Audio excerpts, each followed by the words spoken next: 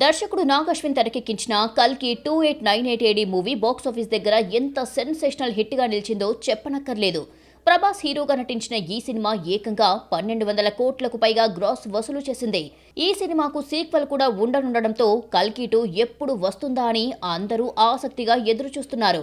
కానీ షూటింగ్ ఎప్పటి నుంచి మొదలవుతుందా అనే దాని మీద ఇంకా క్లారిటీ లేదు.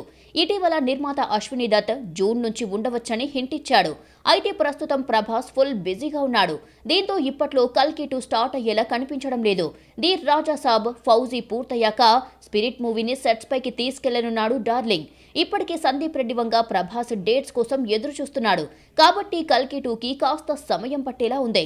ఈలోపు నాగ్ అశ్విన్ బాలీవుడ్ బ్యూటీ RRR లో నటించిన ఆలియా భట్తో ఓ మూవీ ప్లాన్ చేస్తున్నట్లు గత కొద్ది రోజులుగా ప్రచారం జరుగుతోంది. తాజాగా ఈ ప్రాజెక్ట్ ఫిక్స్ అయినట్టుగా తెలుస్తోంది. ఇప్పటికే ఆలియా భట్తో కథకు సంబంధించి చర్చ చేసినట్లు Mumbai report. Lady oriented subject కావడంతో ఆలియా గ్రీన్ సిగ్నల్ ఇచ్చినట్లుగా సమాచారం.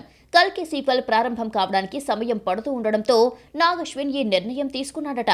అయితే ఆలియాకు కూడా డేట్ల సమస్య ఉంది.